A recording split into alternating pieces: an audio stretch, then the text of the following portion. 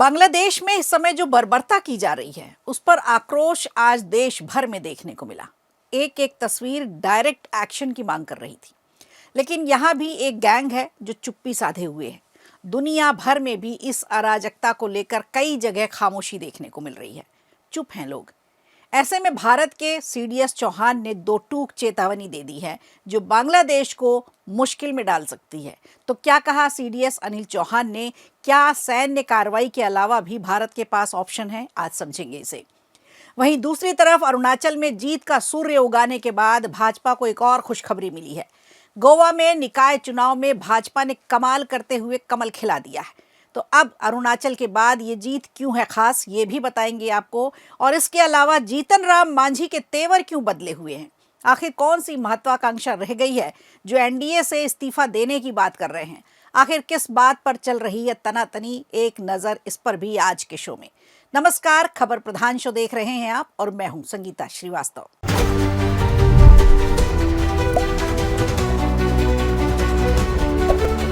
चलिए शुरुआत करते हैं कि क्या कहती है भारत की सुरक्षा रणनीति और पड़ोस में बढ़ते उन्माद से निपटने की क्या है कूटनीति।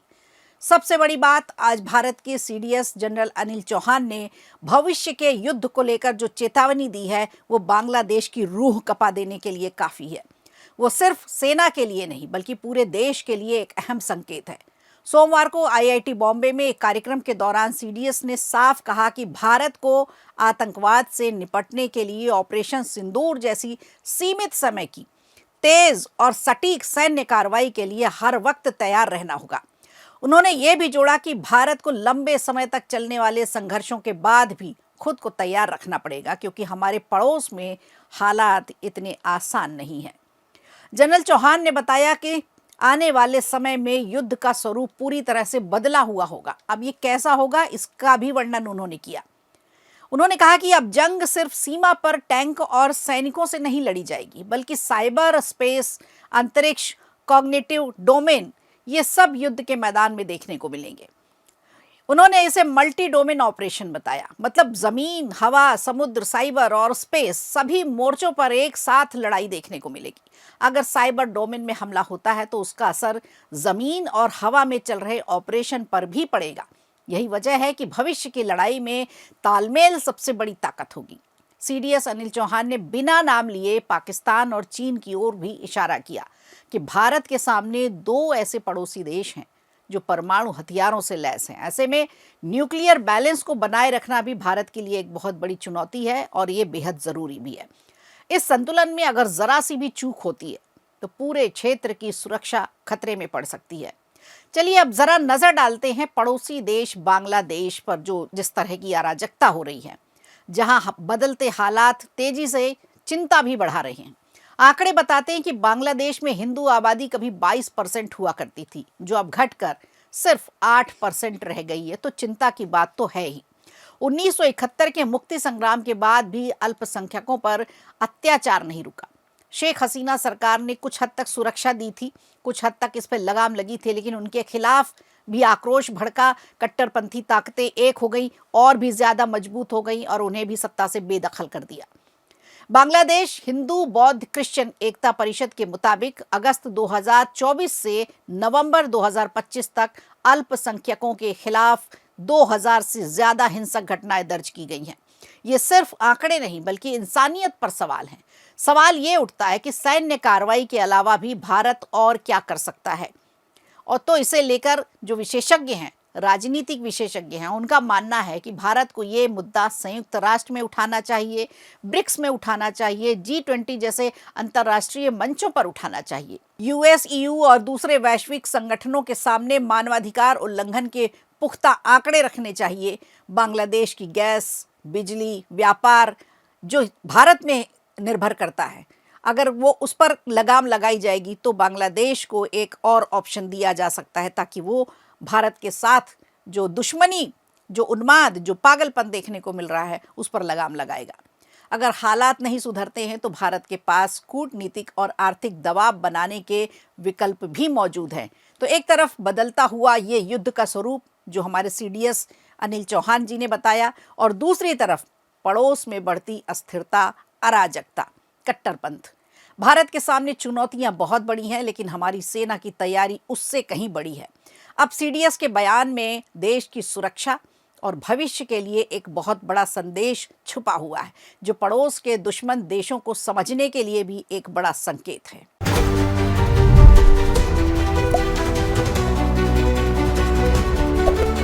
और आइए अब आपको लिए चलते हैं गोवा, जहां गोवा की राजनीति में बीजेपी के कमल का रंग और भी लाल हो चुका है। बड़ी खबर आई है, जहां जिला पंचायत चुनाव 2025 में सत्तारूढ़ भारतीय जनता पार्टी ने जबरदस्त जीत हासिल की है, जिसमें पीएम मोदी भी गदगद हो गए। तो लगातार जीत का परचम लहराती हुई बीजेपी हर राज्य में सरकार बनाती चली जा रही है। इस साल भाजपा को कई खुशखबरी मिली, जैसे मिशन पूर्व यानी अरुणाचल के निकाय चुनाव में भी दबदबा बनाने में कामयाब रही, और महाराष्ट्र के निकाय चुनाव में भी भाजपा का कई हद तक अच्छा प्रदर्शन रहा। नतीजे साफ संकेत दे रहे हैं कि गोवा की ग्रामीण राजनीति में बीजेपी ने विपक्ष को हाशिए पर धकेल दिया है। दरअसल गोवा में हुए जिला पंचायत चुनाव में बीजेपी एमजीपी गठबंधन ने 50 में से 32 से ज्यादा सीटों पर जीत हासिल की। वहीं कांग्रेस और आम आदमी पार्टी दहाई का आंकड़ा भी नहीं पार कर पाई। तो विपक्ष के लिए बड़ा झटका माना जा रहा है गोवा का ये चुनाव। इन नतीजों के सामने आने के बाद प्रधानमंत्री नरेंद्र मोदी ने गोवा की जनता और पार्टी के सभी कार्यकर्ताओं को बधाई दी है। सीएम प्रमोद सावंत द्वारा बीजेपी को सबसे बड़ा दल घोषित किए जाने के तुरंत बाद पीएम मोदी ने सोशल मीडिया प्लेटफॉर्म एक्स पर पोस्ट करके कहा कि गोवा सुशासन का प्रतीक है, गोवा प्रगतिशील राजनीति का प्रतीक है। अगर सीटों के आंकड़े पर नजर डालें तो बीजेपी को 29 सीटें मिली हैं, जबकि उसकी सहयोगी महाराष्ट्रवादी गोमांतक पार्टी यानी एमजीपी को 3 सीटें हासिल हुई हैं। कांग्रेस को सिर्फ 10 सीटों पर ही संतोष करना पड़ा, यानी करारी हार हुई है। वहीं उसकी सहयोगी गोवा फॉरवर्ड पार्टी को केवल 1 सीट मिली है। आम आदमी पार्टी ने इकलौती सीट अपनी बरकरार रखी है, जबकि रिवॉल्यूशनरी गोवंस पार्टी को 2 सीटें मिली हैं। 4 निर्दलीय उम्मीदवार भी ऐसे हैं जो जीत कर आए हैं और जिला पंचायत की सीढ़ियों तक पहुंचे हैं। अब खास बात यह रही कि इन चुनावों में 70.8% मतदान दर्ज किया गया, जो एक अच्छा औसत माना जाता है। जो 2005 में पहली बार हुए ग्रामीण निकाय चुनाव के बाद से ये सबसे ज्यादा आंकड़ा है। गोवा में कुल 2 जिला पंचायतें हैं, उत्तरी गोवा और दक्षिणी गोवा, जिनमें 25-25 सदस्य होते हैं। नगर पालिका क्षेत्रों को छोड़कर पूरे राज्य में 20 दिसंबर को मतदान हुआ था और सोमवार को वोटों की गिनती पूरी हो गई। बीजेपी की इस जीत पर प्रदेश अध्यक्ष दामोदर नाइक ने बड़ा बयान दिया है। उन्होंने कहा कि इन नतीजों से साबित होता है कि गोवा में बीजेपी का कोई विकल्प नहीं है।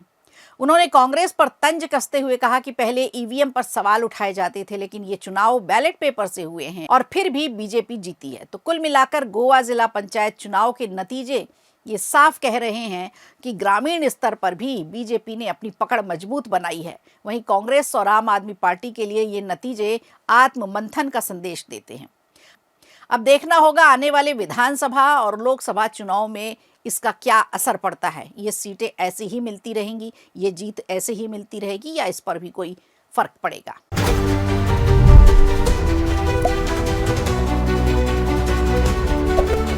और इधर बिहार की राजनीति में जीतन राम मांझी के तेवर बदले हुए क्यों हैं, ये सबसे बड़ा सवाल है। क्या एक बार फिर दलित नेतृत्व को लेकर सियासी हलचल तेज हो गई है? केंद्रीय मंत्री और हिंदुस्तानी अवाम मोर्चा सेकुलर के संस्थापक अध्यक्ष जीतन राम मांझी बदली भाषा में बयान दे रहे हैं। राजनीति में देखिए, सब कुछ ऐसे ही नहीं होता, कुछ ना कुछ वजह तो होती है। इसके पीछे भी एक सोची समझी रणनीति बताई जा रही है। दरअसल राज्यसभा की सीटों को लेकर ये घमासान शुरू हुआ है। जंग में मांझी का आना, बिहार में चल रही दलित राजनीति पर जवाब देना, वजह देखा जाए तो मामूली नहीं है। ये कोई पहला मौका भी नहीं है जब मांझी ने लोक जनशक्ति पार्टी के राष्ट्रीय अध्यक्ष चिराग पासवान के खिलाफ मोर्चा खोला हो। दलित राजनीति की अगुवाई को लेकर बिहार में अक्सर होड़ होती है और ये होड़ नई भी नहीं है। 2025 के विधानसभा चुनाव के दौरान भी ये टकराव साफ देखने को मिल रहा था। तब चिराग पासवान ने पहले 40 सीटों की मांग की, फिर 30 पर आए और आखिरकार 29 सीटों पर उन्होंने चुनाव लड़ा, जिनमें से 19 सीटों पर उन्होंने जीत दर्ज कराई। उसी दौरान जीतनराम मांझी ने सवाल ये उठाया था कि जिनके पास एक भी विधायक नहीं है, उन्हें 29 सीटें कैसे, जबकि हिंदुस्तानी अवाम मोर्चा सेकुलर के पास खुद 4 विधायक हैं और फिर भी उन्हें सिर्फ 6 सीटें दी गई हैं। मांझी ने ये बात सीधे सीधे प्रधानमंत्री नरेंद्र मोदी के सामने भी रखी थी। मांझी का दावा है कि उस वक्त 6 विधानसभा सीटों को और 1 राज्यसभा सीट पर हमारी सहमति बनी थी। अब जैसे ही बिहार में राज्यसभा की 5 सीटों को लेकर चर्चा तेज हुई है, मांझी ने सार्वजनिक तौर पर अपनी बात रख दी है। राजनीतिक गलियारों में यह माना जा रहा है कि राज्यसभा की 1 सीट चिराग पासवान को उनकी मां रीना पासवान के नाम पर तय की गई है। ऐसे में मांझी का खुद को इस दौड़ में शामिल करना दलित राजनीति में अपनी अहमियत दिखाने की एक कोशिश है। यहां तक कि मांझी ने यह कहकर दबाव और ज्यादा बढ़ा दिया है कि अगर उन्हें राज्यसभा की सीट नहीं मिली तो केंद्रीय मंत्री पद से इस्तीफा दे देंगे। ये बयान सीधे तौर पर प्रेशर पॉलिटिक्स का संकेत देता है। हालांकि पार्टी सूत्रों की माने तो मांझी की नजरें सिर्फ राज्यसभा पर नहीं है। अगर वहां बात नहीं बनी तो एमएलसी पद के जरिए अपनी पार्टी के किसी नेता को उच्च सदन में भेजने की रणनीति पर भी वो विचार कर रहे हैं।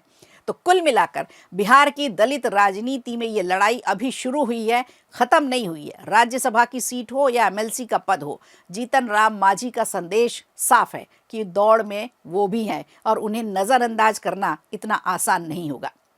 तो खबर प्रधान में आज के लिए इतना ही। दीजिए इजाजत, नमस्कार। वीडियो अच्छा लगा हो तो लाइक कीजिए, शेयर कीजिए और कमेंट बॉक्स में हमें जरूर बताइए।